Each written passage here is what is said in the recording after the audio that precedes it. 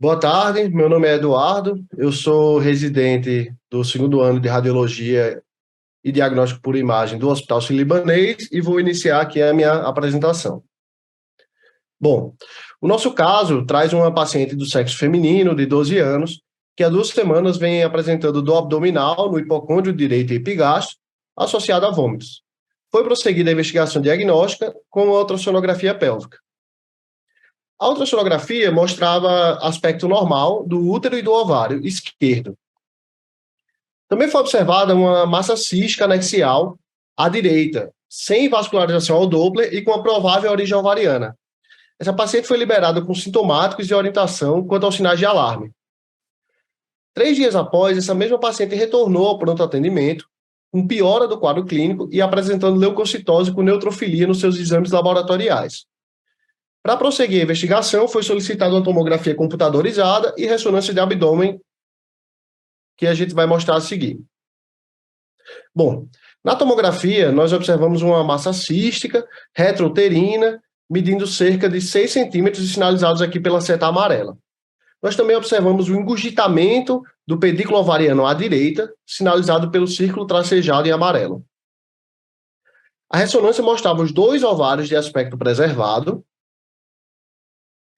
E, em sequência, nós confirmamos que essa lesão realmente se tratava de uma formação cística retrouterina. Ela apresentava paredes espessadas, aqui sinalizadas pela seta vermelha, e nós também observamos o nível líquido, marcado pelo hipossinal no T2 e hipersinal em T1, o que sugeria um conteúdo hemorrágico ou hiperproteico. Na sequência pós-contraste, nós não observamos realce da lesão.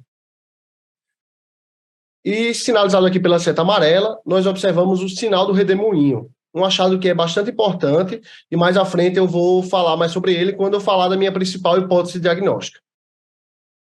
Então, como resumo, sintetizando aí os achados de imagem do caso, eu gostaria de frisar a presença de um cisto na região anexial direita, somado ao sinal do redemoinho ipsilateral.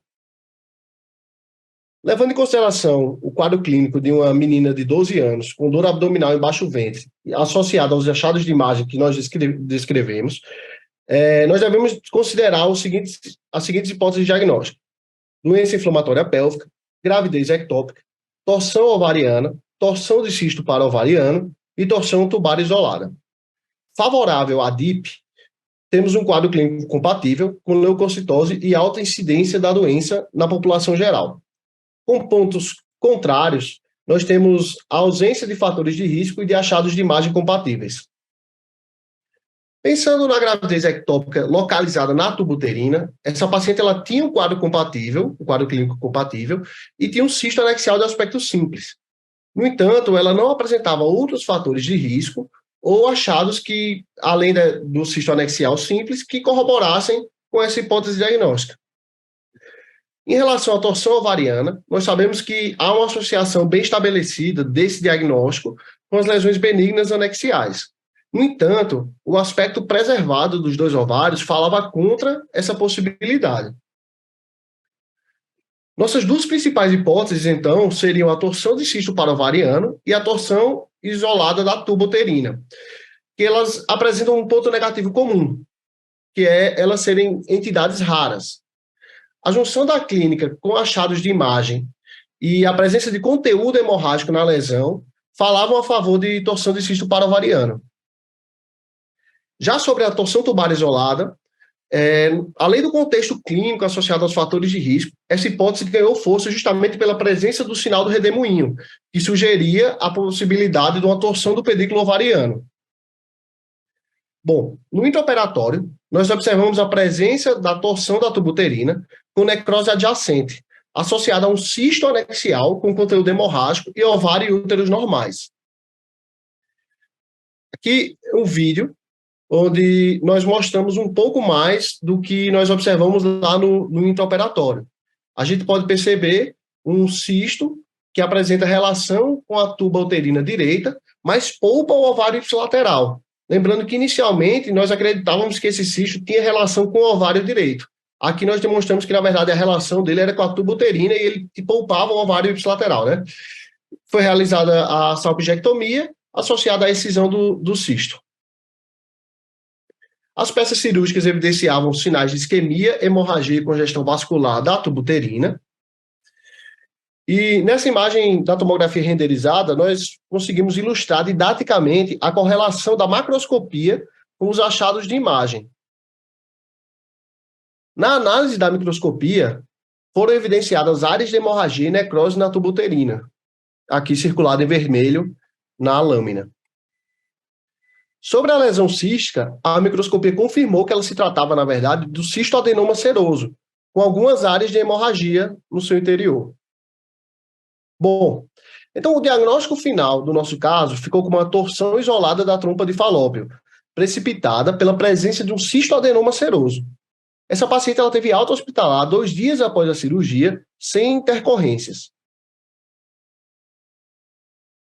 Falando um pouquinho sobre a torção isolada da trompa de Falópio, como o próprio nome já diz, ela consiste numa torção tubária que não apresenta comprometimento de outra estrutura, como o ovário ipsilateral. Ela é uma condição rara que ocorre em mulheres em idade reprodutiva. A clínica é exatamente a que a nossa paciente apresentava, composta por dor abdominal e vômitos. Sobre os fatores de risco, a gente pode dividi-los em fatores extrínsecos e fatores intrínsecos. Nesse último grupo, a gente chama atenção para as neoplasias tubárias, que era exatamente o que se encaixava no nosso quadro, no caso da nossa paciente. Das complicações possíveis, eu destaco o aumento do risco da peritonite. Sobre o tratamento, ele pode ser feito por laparoscopia com as seguintes opções. Ou o cirurgião vai desfazer essa torção, ou vai realizar uma salpingectomia, como foi o nosso caso, ou uma salpingotomia. Os achados de imagem da tomografia e da ressonância, eles se assemelham, mas eu destaco aqui o engurgitamento do pedículo ovariano e o sinal do redemoinho, que sugere a torção tubária.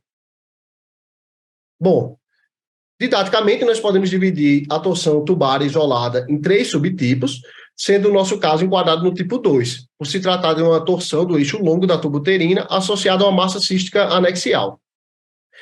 Quando nós falamos sobre a torção tubária isolada do tipo 2, elas geralmente estão associadas a cisto simples, só que cerca de 25% possui relação com neoplasias, sendo o cistoadenoma um dos exemplos.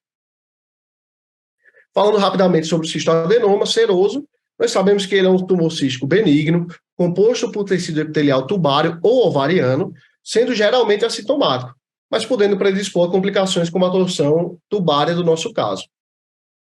Essas foram as minhas referências. Obrigado ao meu orientador e aos meus colegas de residência pela ajuda na condução do trabalho.